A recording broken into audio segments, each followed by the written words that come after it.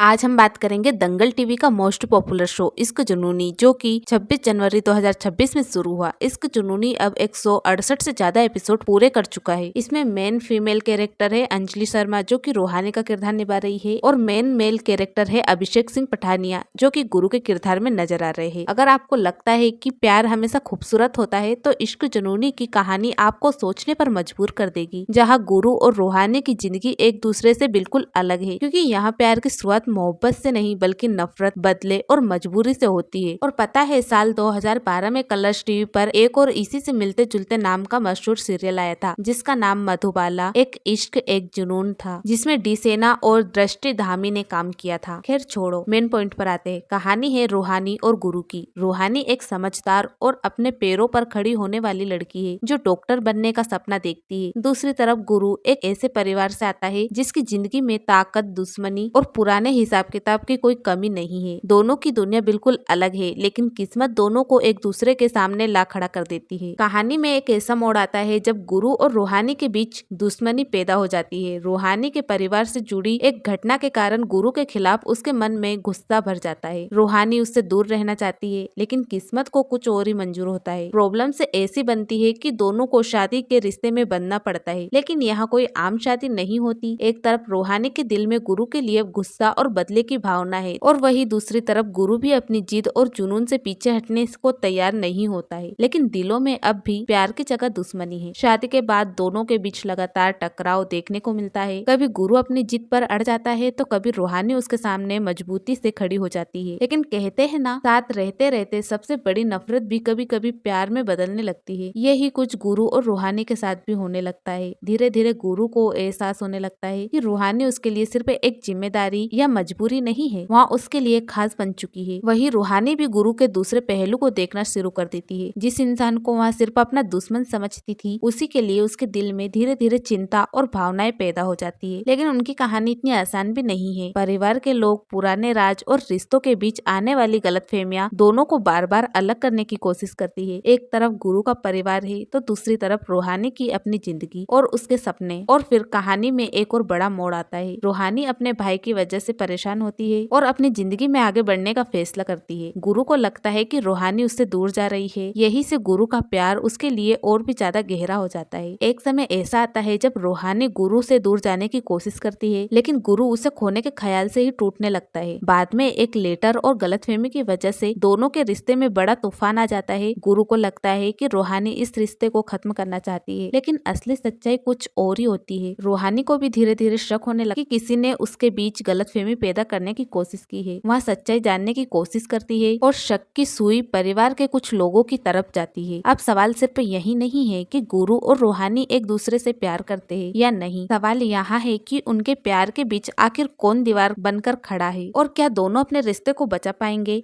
क्योंकि इश्क जुनूनी की सबसे बड़ी खासियत यही है कि यहाँ प्यार सीधा नहीं है। यहाँ हर कदम पर कोई नया राज है, हर रिश्ते में नया मोड़ है, और हर प्यार के पीछे एक नई परीक्षा है। गुरु और रूहानी की कहानी अब उस मुकाम पर पहुंच चुकी है जहां दोनों के दिल एक दूसरे के करीब आ चुके हैं, लेकिन उनके बीच खड़ी सच्चाई अभी भी सामने आना बाकी है। तो क्या नफरत से शुरू हुआ यह रिश्ता आखिरकार सच्चे प्यार में बदलेगा? क्या रूहानी गुरु को अपने दिल की बात बता पाएगी, और क्या गुरु अपने प्यार को उन लोगों से बचा पाएगा जो दोनों को अलग करना चाहता है? यही देखने के लिए